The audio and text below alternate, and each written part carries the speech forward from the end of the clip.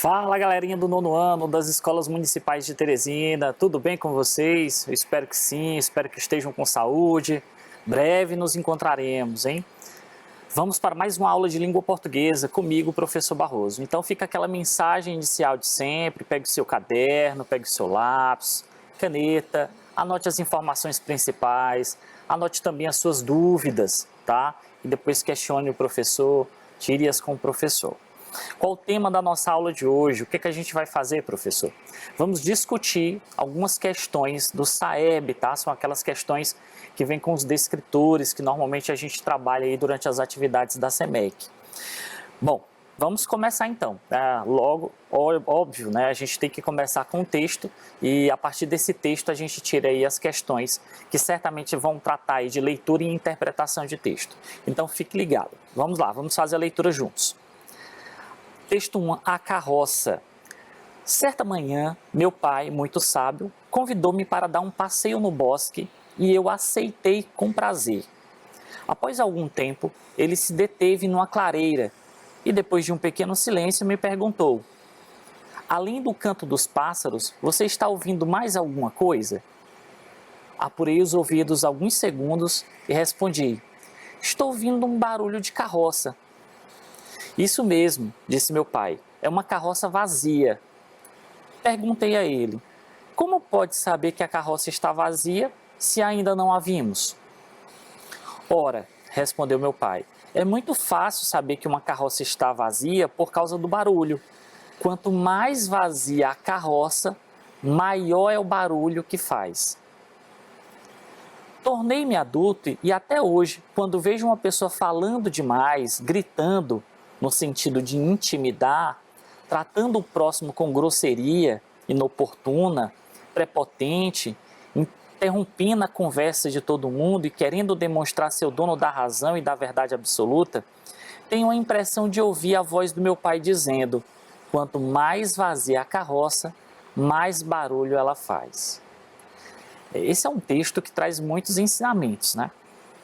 E, lógico, quando a gente começa a entender o sentido do texto, começa a fazer inferências, você sabe que ele traz toda uma história para falar, para ter uma moral no fim, né?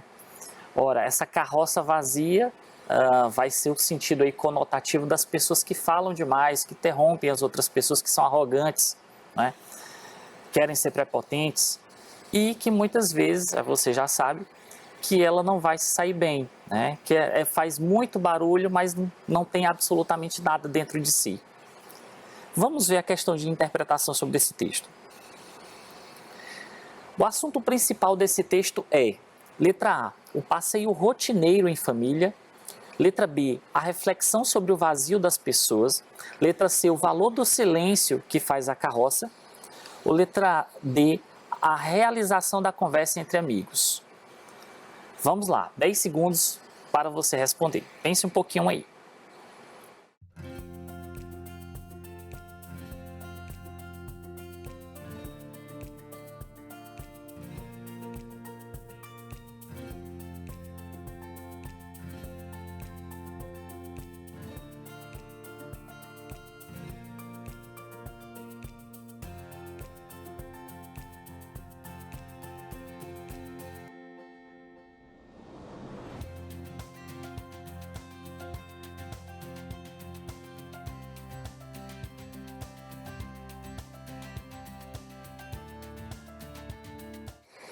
Pronto? Então, qual o assunto principal desse texto? Ora, você já sabe aí que lá no início do texto mostra a conversa do pai com o filho, não é? Bem no início a gente percebe isso. E o pai quer dar uma grande lição ao filho, mostrando aí sobre o barulho da carroça vazia, né? Quanto mais vazia a carroça, mais barulho ela faz. E aí faz essa analogia, né, essa metáfora com as pessoas que falam demais e não têm nenhum conteúdo dentro de si. Bom, então o assunto principal desse texto é sobre o quê? O passeio rotineiro em família. Bom, não é um passeio rotineiro, ele estava mostrando ali em um determinado momento da vida em que o pai ensinava alguma coisa. Então, não se trata aí de um passeio rotineiro em família. Esse não é o assunto principal. B. A reflexão sobre o vazio das pessoas. Esse texto ele traz uma reflexão, concorda comigo? Então, sim, o assunto principal desse texto aqui é fazer você refletir, né? Causar uma reflexão sobre o vazio das pessoas. As pessoas que são vazias, né? Segundo o texto, elas fazem barulho demais e esse barulho marca a prepotência, a arrogância dessas pessoas. Letra C, o valor do silêncio que faz a carroça. Quando ele fala da carroça, o assunto principal do texto não é a carroça, e sim as pessoas que são vazias, né? Esse é o assunto principal. A carroça vai mais como um assunto secundário, né? Para se chegar ao assunto principal, que é a metáfora com as pessoas que falam demais, tá? Então não é o valor do silêncio que a carroça faz. Até porque a carroça não faz silêncio aí, né? Pelo contrário, lá no texto a gente sabe que ela fazia barulho, né? Quanto mais vazia, mais barulho ela fazia. Então, não tem nada a ver com silêncio. Letra D, a realização da conversa entre amigos. Bom, não é o assunto principal, não era conversa entre amigos, era pai e filho. Portanto, também estava descartada aí a letra D. Então, a resposta só pode ser mesmo a letra B, B de bola. Bom, então eu trago aqui algumas dicas para que você possa resolver esse tipo de questão. A questão que a gente acabou de resolver, ela trata da inferência do assunto principal de um texto. Como é que eu faço, professor, para encontrar o assunto principal de um texto? Bom, a primeira coisa que você deve fazer é ler o texto com atenção. Pessoal, não fujam dos textos. Tal texto é enorme, eu não vou fazer a leitura completa, eu vou logo para a questão. Faça a leitura do texto atenta, certo? Se você ler só o início do texto, você pode se confundir, porque o texto pode dizer outra coisa, como esse texto que a gente acabou de ler. Né? No início mostra o pai e o filho falando de uma carroça, a pessoa não quer ler o resto do texto e acha que o tema é esse. Cuidado, leia o texto até o final. O final pode ser surpreendente, tá? Então, leia o texto com atenção e tente entender a proposta. O que esse texto está querendo dizer, o que esse texto está querendo mostrar, certo? Então, vale a pena. Perceba palavras que se repetem ou que são próximas no sentido. Bom, para encontrar um tema do texto, existem muitas formas, né? Aqui a gente sabe que é inferir o assunto, que está muito próximo ao tema do texto. Então, veja aquelas palavras que se repetem, não é? Se o texto fala, por exemplo, sobre zona rural, então vai ter palavras relacionadas àquele sentido ruralista, né? Vai ter capim, gado, fazenda, então são palavras próximas do sentido geral. Então, é uma forma que você tem também de encontrar o tema de um texto, vendo as palavras, sublinhando as palavras principais, as palavras que se repetem, porque ali o autor do texto tem que manter o tema em todos os parágrafos. Então, a repetição de determinada palavra pode sim contribuir para que você encontre o assunto, encontre o tema daquele texto. Tá? Então, é uma outra dica. Mais uma dica, não despreze o sentido conotativo das palavras. Ora, se determinado texto está falando, por exemplo, de uma pedra, se for um poema, por exemplo, um texto literário, uma crônica, um conto, veja a possibilidade daquela palavra não estar no sentido conotativo, não é?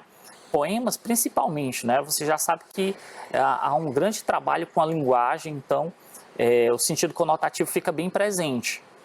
Nesse texto aqui, a gente sabe que ele falava de carroça, mas no final do texto a gente sabe que o tema principal era sobre as pessoas que falavam demais.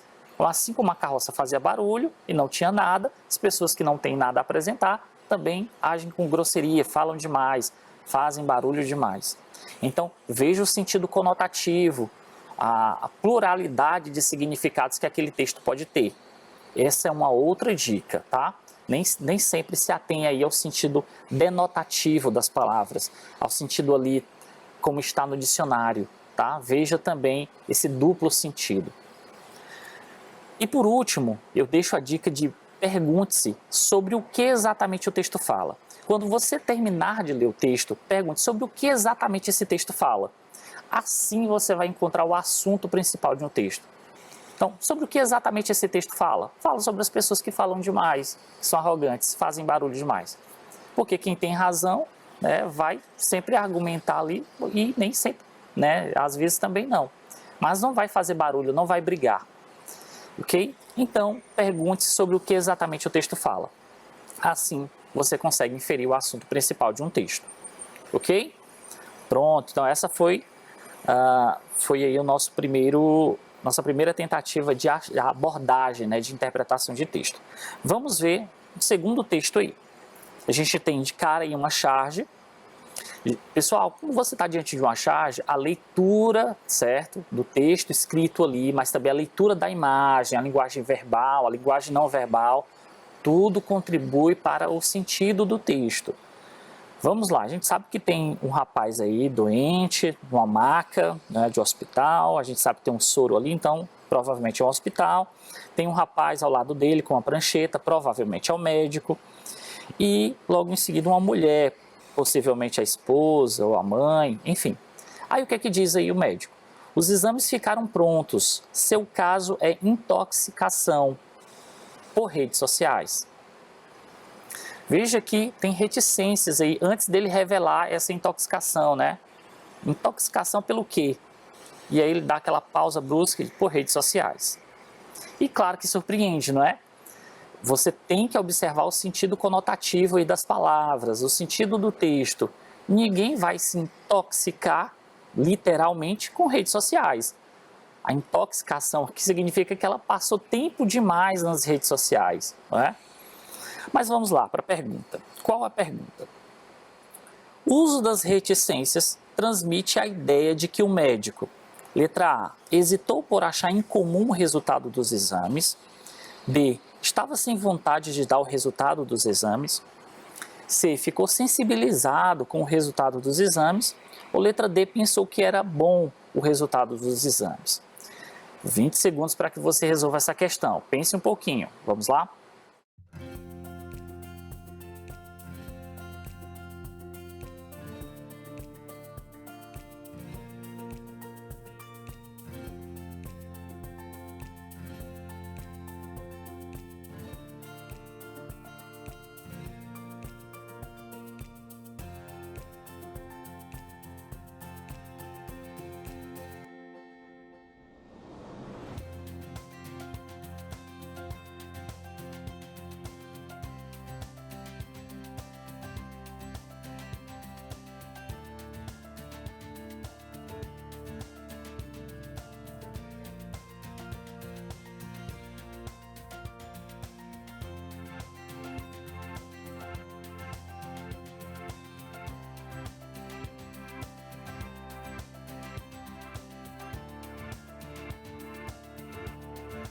Pronto, então vamos voltar.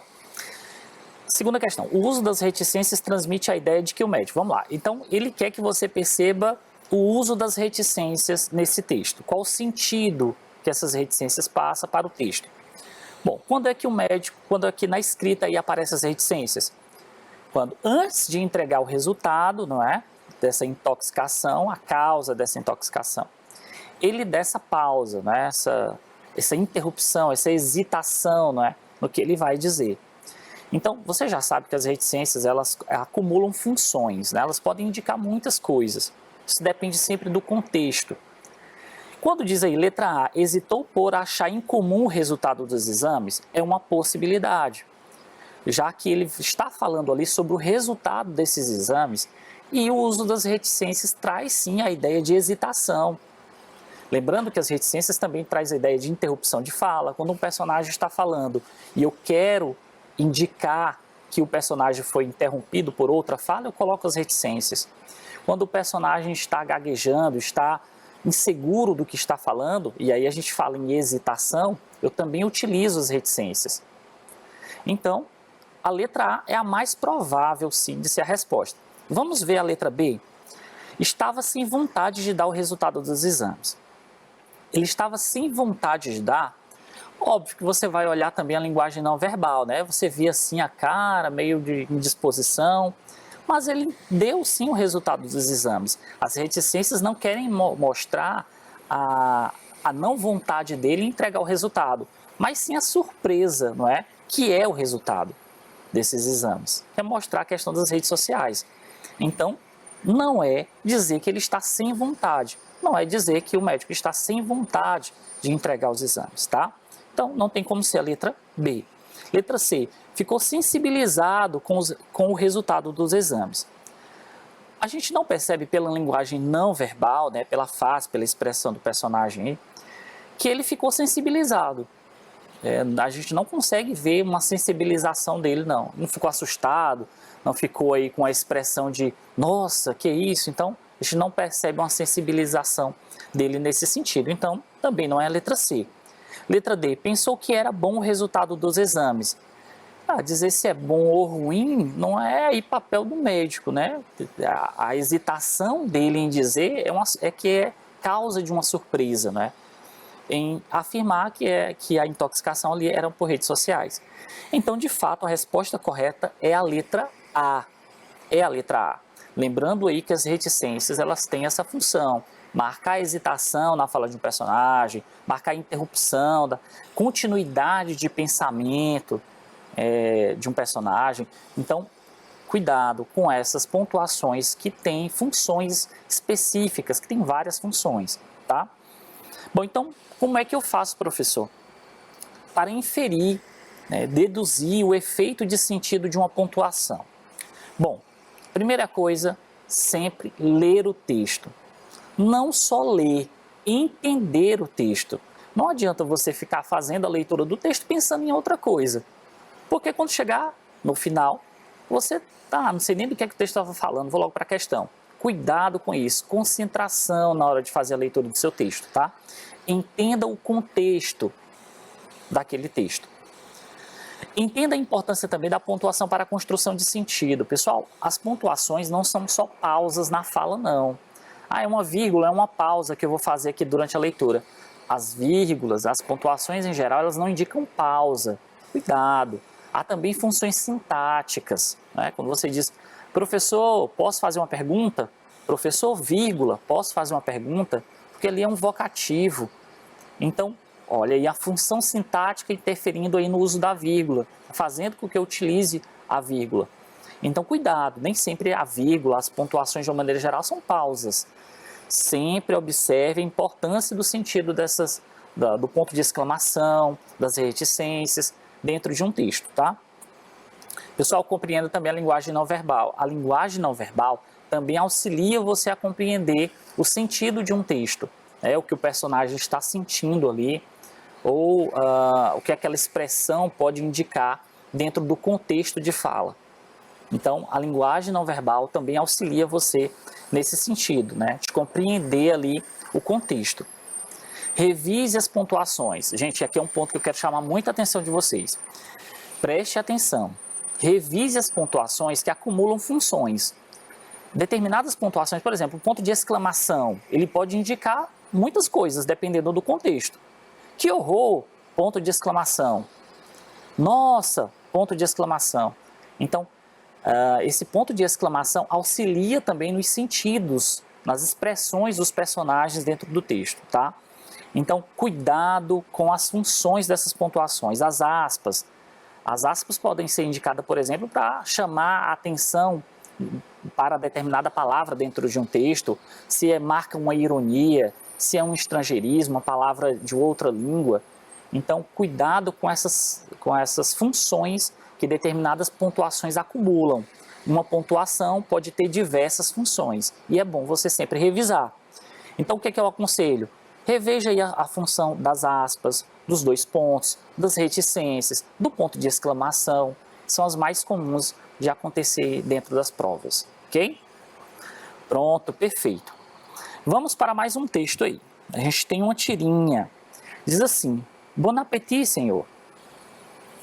E aí você tem o segundo quadrinho, que não tem linguagem verbal, mas tem a linguagem não verbal, né?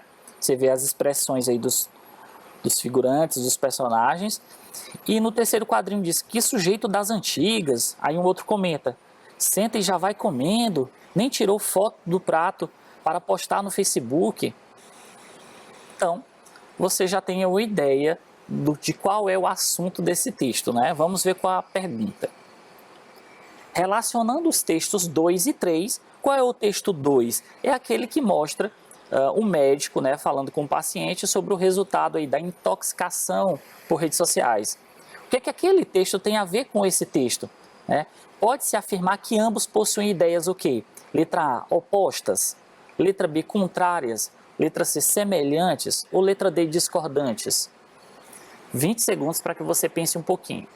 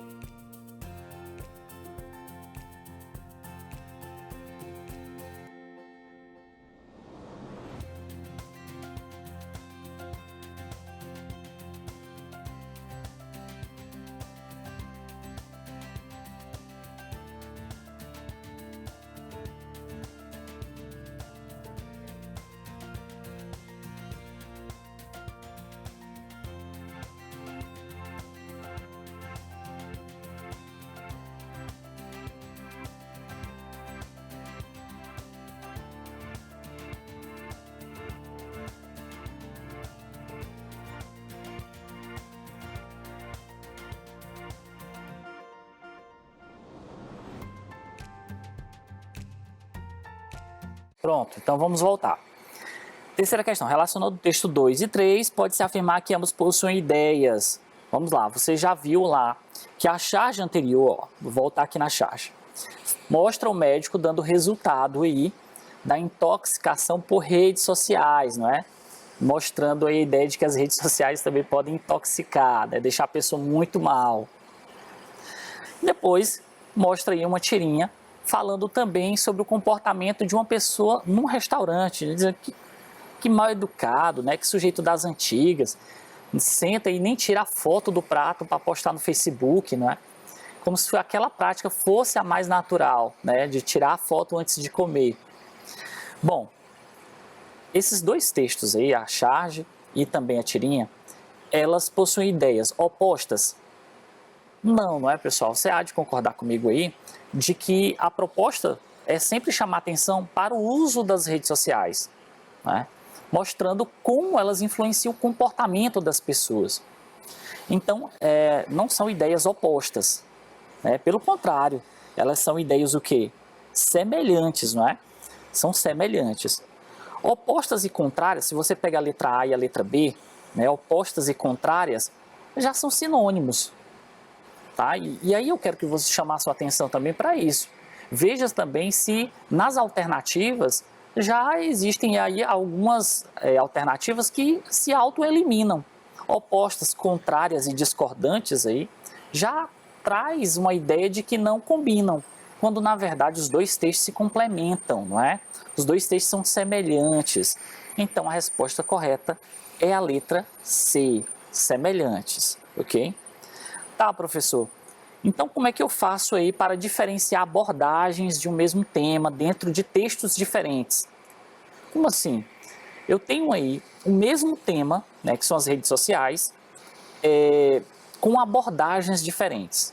Eu mostro diferentes visões, né, sobre o mesmo tema. Como é que eu faço para diferenciá-los? Bom, primeira coisa, ler e compreender o contexto, não é? Perceber também o tema. Se você percebe o tema de um texto e vai para outro texto e vê que é o mesmo tema, fala sobre o mesmo aspecto, o mesmo tema, então óbvio que você vai fazer uma comparação entre elas. Se elas são concordantes, se elas são discordantes, se elas são complementares, isso você vai perceber. Entenda também qual o ponto de vista. Pessoal, aqui é muito importante que você veja se eles vão falar sobre o mesmo tema, então é importante você perceber qual é o ponto de vista da pessoa que está escrevendo ou a pessoa que fez aquele texto. Ela concorda com determinada prática ou não? Que lado ela quer mostrar sobre daquele tema? Mostrar que aquilo não combina com a sociedade, que aquilo é atual, que aquilo é rotineiro. Então perceba ali a opinião, o ponto de vista da pessoa que fez o texto, certo? E aí você compara, faz a comparação. Porque com essa comparação você consegue aí diferenciar as abordagens, né? Verifique também as possibilidades apresentadas em cada parágrafo. Se o texto não for, claro, juntando linguagem verbal e não verbal, for um texto em prosa, né? escrita em parágrafos, é importante também que você perceba, né, as possibilidades apresentadas durante o parágrafo, em cada parágrafo, né, qual o ponto de vista da pessoa que está mostrando ali aquele tema, certo? E aí você faz a comparação. Então é isso. Tranquilo, né, pessoal? Até aqui tudo ok. Pronto, vamos para mais um texto. Aí a gente tem novamente uma tirinha. Diz assim: Dinho, o que seu pai faz afinal? Faz faxina lá em casa. Mas o que ele faz para sobreviver? Faxina. Ele diz que se não fizer faxina, a mãe mata ele. Bom, a gente já tem aí um lado de humor, né? Você consegue perceber um lado humorístico dentro dessa tirinha, né? Mostrando assim, ó, obedece a que manda dentro da casa, né? Que é a mãe dele. Ou ele morre. Claro que a gente está usando aqui uma expressão de exagero, né? Para causar esse humor. Mata no sentido exagerado aí, né? Mas vamos para a questão. Diz assim: a insistência da menina ao empregar a palavra faz. Veja que ela, não, mas eu quero saber o que seu pai faz. Aí ele, não, faz faxina. Não, eu pergunto o que é que ele faz para sobreviver. O que é que ela está querendo ali realmente dizer? Por que ela repete essa expressão faz, né? A insistência da menina ao empregar a palavra faz demonstra que, letra A, ela concordou com o menino ao dizer que o pai é faxineiro. B, ela ficou insatisfeita com a resposta dada pelo menino. Letra C, a resposta dada pelo menino era o que ela esperava. E letra D, o menino compreendeu o que ela queria saber. Vamos lá, essa questão é muito boa, hein? 20 segundos para você responder. Pense um pouquinho.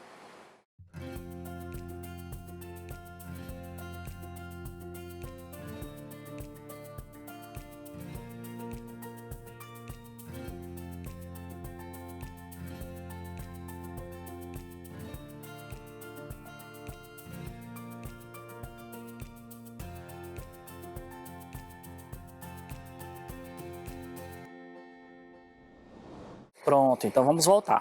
Então a assistência da menina aí, ao perguntar sempre o que o pai do menino faz, né? O que é que ele faz, o que é que seu pai faz, é exatamente saber o que, pessoal? Ela ficou insatisfeita com a resposta do garoto. Quando ele diz faz faxina, diz, não estou perguntando o que é que ele faz em casa, o que é que ele trabalha, né? O que é que ele faz. Então, a letra A diz que ela concordou com o menino ao dizer que o pai é faxineiro. Não, se ela tivesse concordado, ela não teria repetido a pergunta, né? Não. Mas o que seu pai faz para sobreviver? Então, lógico que ela não concordou com o menino dizendo que o pai é faxineiro. Ela queria saber qual era a profissão dele. Letra C, a resposta dada pelo menino era o que ela esperava. Não era o que ela esperava, e é tal que a gente vê isso quando ela repete a pergunta. Então, a gente sabe que a resposta correta é a letra B mesmo. Ela ficou insatisfeita com a resposta dada pelo menino, por isso ela repetiu a pergunta. Tá, professor, e como é que eu faço para inferir o sentido da repetição de uma palavra? Pessoal, leia o texto com atenção, perceba o contexto, atente à intencionalidade discursiva, né? Por que a pessoa repetiu, por que o personagem repetiu aquela expressão. E pergunte-se por quais razões a personagem repete determinada palavra ou expressão. E o que ela está querendo mostrar com isso, por que ela repetiu, certo?